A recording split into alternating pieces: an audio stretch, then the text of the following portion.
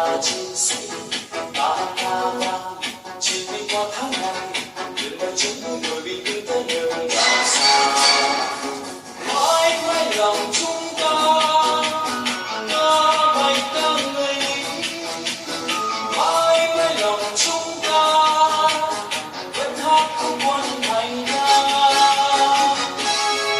dù rằng đây là tình hoa hồng kẻ thù của ta ôm cây sức ta yêu sao làm người ta nước mình vì quê hương vốn thành tay nông không quân thành ca mãi mãi lòng chúng ta ca bài ca người lính mãi mãi lòng chúng ta vẫn hát không quân thành ca.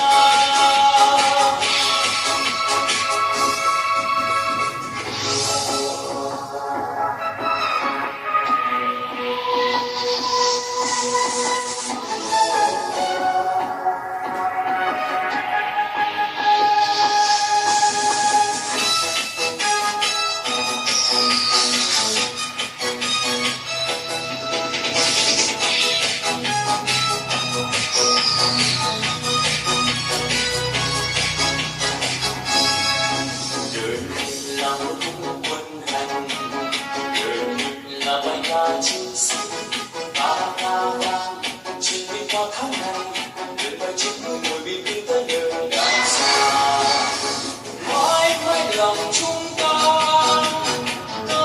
bài ca người lính mãi mãi lòng chúng ta vẫn hát không quân thành ca dù rằng đây là tình hoa hồng kẻ thù của ta ôm cây sức ta yêu sao làm người ta nước mình vì quê hương phúc thành tay nông không quân thành ca mãi mãi lòng chúng ta ca bài ca người lính mãi mãi lòng chúng ta vẫn hát không quân thành ca vẫn hát không quân thành ca.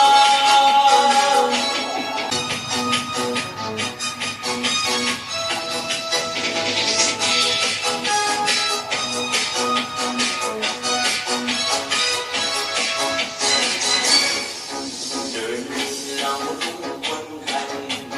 đời mình là bài ca chiến sĩ ta ca vang chỉ vì qua tháng ngày đừng bao chúng người bị thương tới đường đào xa mãi mãi lòng chúng ta ca bài ca người lính mãi mãi lòng chúng ta vẫn hát không quân thành ca dù rằng đây là tình hoa hồng kẻ thù của ta ôm cây sức ta yêu sao làm người ta nước mình vì quê hương vốn thành tay nông không quân thành ca mãi mãi lòng chúng ta ca bài ca người lính mãi mãi lòng chúng ta vẫn hát không quân thành ca.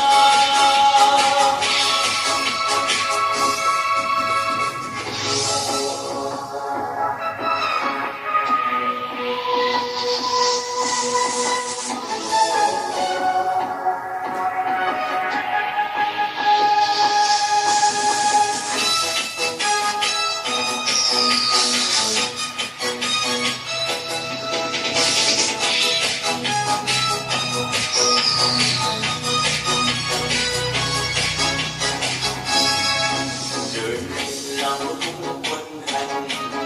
đời mình là bài ca chiến sĩ